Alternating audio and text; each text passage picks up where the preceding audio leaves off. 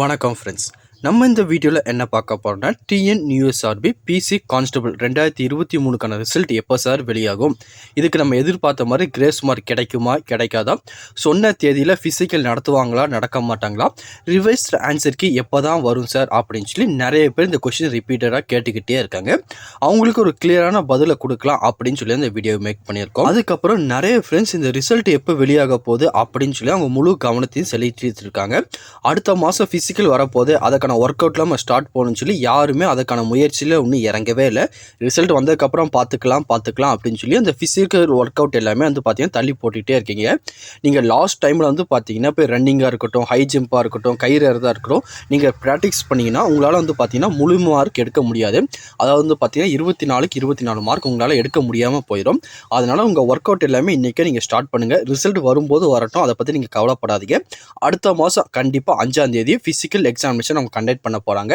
நீங்கள் லாஸ்ட் டைமில் போய் ப்ராக்டிஸ் பண்ணி அதில் வந்து பார்த்தீங்கன்னா கம்மியான மார்க் வச்சிடாதீங்க. மினிமம் வந்து பார்த்தீங்கன்னா ஒரு 58-60 மார்க் மேலே நீங்கள் இருக்கீங்கனாலே இன்றைக்கி உங்களிருந்து உங்கள் ஃபிசிக்கல் ஒர்க் அவுட்டை ஸ்டார்ட் பண்ணிடுங்க.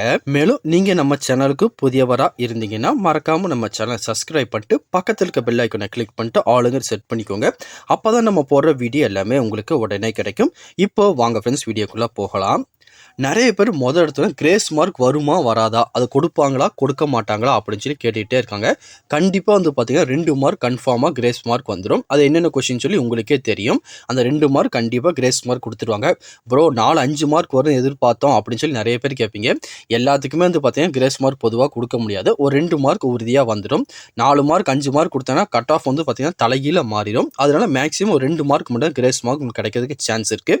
அந்த கிரேஸ் மார்க் என்னைக்கு சொல்லுவாங்க, எப்போ வரும் அப்படின்னு சொல்லி அடுத்த ஒரு கொஸ்டின் கேட்பீங்க. எப்போயுமே வந்து பார்த்தீங்கன்னா ரிசல்ட் வெளியிட்டுட்டு அதோட வந்து பார்த்தீங்கன்னா ரிவர்ஸ்ட் ஆன்சர் கீயும் சேர்த்து வெளியிடுவாங்க. அப்போ தான் வந்து பார்த்தீங்கன்னா கிரேஸ் மார்க் கொடுத்துருக்காங்களா கொடுக்கலையான்னு சொல்லி நமக்கு தெரியும். ஏன்னா அவங்க பார்த்தீங்கன்னா 10 நாளுக்கு ஒரு வாட்டி அவங்க ரிவர்ஸ்ட் ஆன்சர் கீ வெளியிட்டுட்டே இருந்தாங்கன்னா நீங்கள் வந்து பார்த்தீங்கன்னா அப்ஜெக்ஷன் தெரிவிச்சுட்டே இருப்பீங்க. இந்த ரிசல்ட் வெளியிறதுக்கு டேட் லாங்காக போய்கிட்டே இருக்கும். அந்த ஒரு காரணத்தில் தான் அவங்க ரிசல்ட் என்னைக்கு வெளியிடுறாங்களோ அன்னைக்கு தான் வந்து பார்த்தீங்கன்னா ரிவர்ஸ் ஆன்சர் கீ ப்ளஸ் வந்து பார்த்தீங்கன்னா எத்தனை மார்க் கிரேஸ் மார்க் கொடுத்துருக்கோம் அப்படின்னு சொல்லி சேர்த்து அனௌன்ஸ்மெண்ட் பண்ணுவாங்க. அதுக்கப்புறம் எல்லாமே ப்ரோ இதுக்கான ரிசல்ட் எப்போ தான் அப்டேட் பண்ணுவாங்க, ஆல்ரெடி 10 நீங்கள் 11 நீங்கள் 12 ஆயிடுச்சு, இன்னும் ரிசல்ட் வரலையே, எப்போ தான் ரிசல்ட் கொடுப்பாங்க அப்படின்னு சொல்லி கேட்டுக்கிட்டே இருக்கீங்க. போன வருஷம் வந்து பார்த்தீங்கன்னா நீங்கள் தப்பான கொஸ்டின் ஆன்சருக்கு அப்ஜெக்ஷன் தெரிவிச்சிங்க தெரியுமா, அந்த தெரிவித்த நாள்லேருந்து 20 நாள் கழிச்சு தான் ரிசல்ட் அப்டேட் பண்ணாங்க. அந்த ப்ராசஸ் படி வந்து பார்த்தீங்கன்னா இந்த வருஷம் 25ஆம் தேதி வரையும் உங்களுக்கு அப்ஜெக்ஷன் தெரிவிக்கிற டேட் கொடுத்துருந்தாங்க. அதுலேருந்து வந்து பார்த்தீங்கன்னா 20 நாள் எடுத்துக்கிட்டிங்கன்னா நம்ம பொங்கல் எல்லாம் முடிஞ்சதுக்கப்புறம் ரிசல்ட் அப்டேட் பண்ணுறதுக்கு சான்ஸ் இருக்குது. அன்றைக்கு மேலே வந்து பார்த்தீங்கன்னா இந்த வியாழக்கிழமை 18ஆம் தேதி ஜனவரி 18ஆம் தேதி தான் ரிசல்ட் வரதுக்கு அதிக விதமான சான்ஸ் இருக்குது.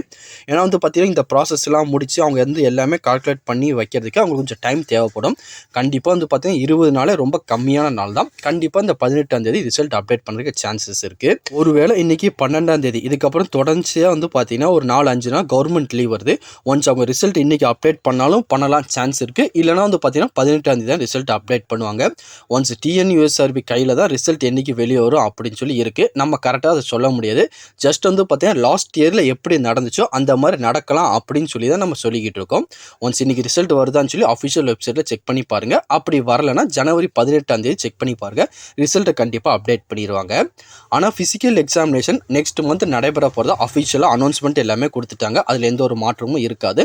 அதனால உங்கள் ஃபிசிக்கல் ஒர்க் அவுட்டை இன்னிலேருந்தே ஸ்டார்ட் பண்ணிடுங்க.